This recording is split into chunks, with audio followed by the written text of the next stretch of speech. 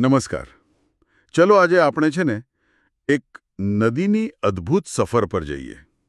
એમ વિચારો કે એક નદી ઊંચા પહાડોમાંથી નીકળી રહી છે, હા. ખલખલ કરતી, જંગલો, ગામડા એ બધામાંથી પસાર થાય છે.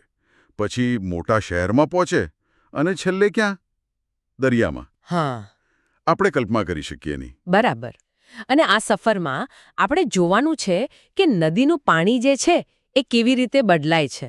એટલે કે વહેતું પાણી, એમાં માછલીઓ, આજુબાજુની વનસ્પતિ એ તો જોઈશું જ, પણ સાથે સાથે પેલી ફેક્ટરીઓ, શહેરો અને આપણે લોકો જે પ્રવૃત્તિઓ કરીએ છીએ એની નદી પર શું અસર થાય છે એ પણ સમજવું છે. હા, એટલે મુખ્ય સવાલ એ જ છે ને કે નદી જ્યાંથી શરૂ થાય ત્યાં પાણી કેવું હોય અને જેમ જેમ આગળ વધે છેક દરિયાને મળે ત્યાં સુધી એમાં શું બદલાવ આવે છે અને કેમ આવે છે.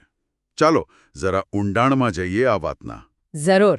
તો જુઓ, શરૂઆતમાં જ્યારે નદી પહાડમાંથી આમ તાજી જ નીકળે ને હા, ત્યારે એનું પાણી એકદમ ચોખ્ખું હોય છે. સાફ, પારદર્શક, કોઈ રંગ નહીં, કોઈ ગંધ નહીં. અરે વાહ, પીવાનું મન થઈ જાય એવું પાણી. બિલકુલ. અને એ પાણીમાં પેલી નાની મોટી રંગબેરંગી માછલીઓ કેવી મજાથી તરતી હોય. આજુબાજુ લીલાછમ ઝાડ હોય, હવા શુદ્ધ, આમ શાંત, સુંદર લાગે બધું. સાચી વાત છે. પણ જેવી નદી થોડી આગળ વધે, ગામડા પાસેથી પસાર થાય ને, હા, ત્યાં શું થાય કે લોકો પાણીનો ઉપયોગ શરૂ કરે. કયા કયા કામ માટે? જેમ કે કપડાં ધોવા માટે, પ્રાણીઓને નવડાવવા, વાસણ સાફ કરવા, આવા બધા કામો માટે. એટલે એનાથી થોડો કચરો, સાબુ એવું બધું પાણીમાં ભળવાનું શરૂ થાય. હા, બરાબર. થોડું પ્રદૂષણ ત્યાંથી શરૂ થાય છે. પણ મોટો બદલાવ ક્યારે આવે ખબર છે? ક્યારે? જ્યારે નદી મોટા શહેર પાસે પહોંચે, જ્યાં ઘણી બધી ફેક્ટરીઓ પણ હોય. ઓહો, ત્યાં તો નદીનું રૂપ બહુ બદલાઈ જતું હશે, ખરું ને? બહુ જ. તમે જુઓ, ફેક્ટરીઓમાંથી કેટલું બધું પેલું રંગીન, ગંદુ પાણી નીકળે, જેમાં ખતરનાક રસાયણો પણ હોય. અને સાથે શહેરની ગટરોનું ગંદુ પાણી. આ બધું ક્યાં જાય? સીધું નદીમાં. બાપરે! એટલે જ પછી નદી કિનારે પેલી દુર્ગંધ આવતી હોય છે અને પાણીનો રંગ કાળો કે ભૂરો થઈ જાય એવું લાગે? હા, એ જ. પાણી એકદમ ગંદુ, દુર્ગંધવાળું બની જાય, રંગ બદલાઈ જાય, ક્યારેક તો પેલું તેલ જેવું પણ ઉપર તરતું દેખાય. તેલ? એ કેમ? કારણ કે તેલ પાણીમાં ભળતું નથી, એટલે ઉપર અલગથી તરે. આ બધું પ્રદૂષણ છે. ગંભીર પ્રદૂષણ. અને આ પ્રદૂષણની અસર પાણીમાં રહેતા જીવો પર શું થતી હશે? માછલીઓને, વનસ્પતિ. અરે, ખૂબ જ ખરાબ અસર થાય છે. તમે જુઓ, આટલા ગંદા અને ઝેરી પાણીમાં પેલી માછલીઓ કેવી રીતે જીવે? નહીં જ જીવી શકે. બસ, એટલે ઘણી માછલીઓ મરી જાય છે. આપણે જોઈએ છે ને ક્યારેક નદીમાં મરેલી માછલીઓ તરતી. હા, જોયું છે. અને પાણીમાં જે છોડ ઉગતા હોય, જલીય વનસ્પતિ, એ પણ નાશ પામે છે. આખી જીવસૃષ્ટિ પર અસર થાય. આ તો બહુ ચિંતાજનક વાત કહેવાય. આ પ્રદૂષણ રોકવા માટે શું કરવું જોઈએ? આપણે શું કરી શકીએ? જુઓ, સૌથી અગત્યનું તો એ છે કે ફેક્ટરીઓ અને ગટરોનું જે પાણી છે ને, હા, એને શુદ્ધ કરવું પડે. ટ્રીટમેન્ટ કરીને જ નદીમાં છોડવું જોઈએ. અને આપણે લોકોએ નદીમાં કચરો નાખવાનો, ગંદકી કરવાનું બંધ કરવું પડે. નદી આપણી છે, એને સાફ રાખવી એ આપણા સૌની જવાબદારી છે. બરાબર. તો નદી આમ આગળ વધતી જાય, પ્રદૂષિત થતી જાય અને છેલ્લે ક્યાં પહોંચે? છેલ્લે એનો લાંબો પ્રવાસ પૂરો થાય અને એ વિશાળ દરિયાને મળે. દરિયો? હા, દરિયો તો કેટલો મોટો હોય, પણ એનું પાણી આપણે પી ના શકીએ. કેમ? કારણ કે એ ખૂબ ખારું હોય છે, મીઠાવાળું. અચ્છા.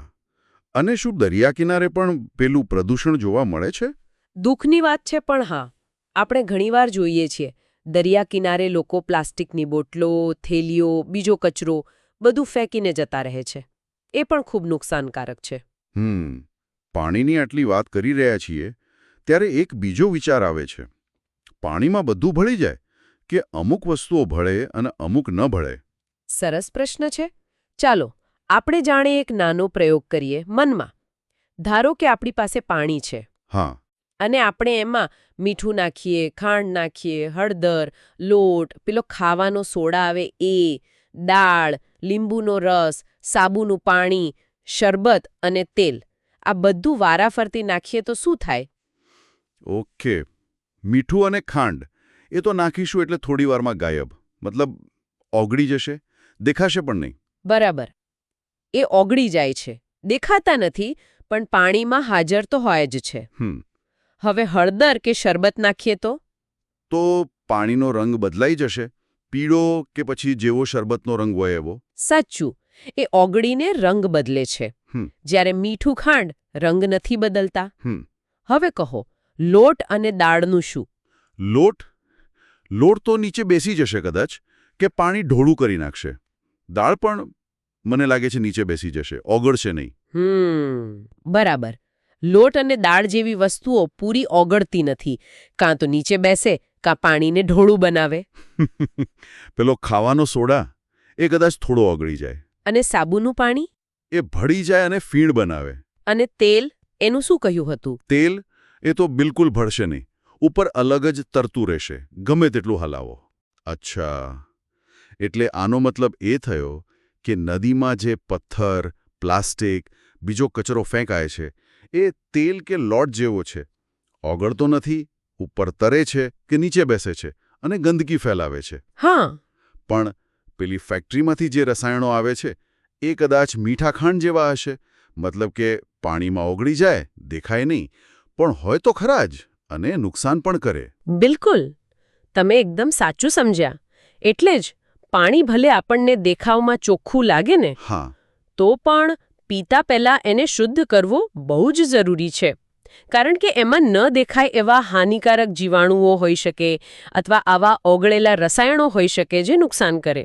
તો પાણી શુદ્ધ કઈ રીતે કરવું?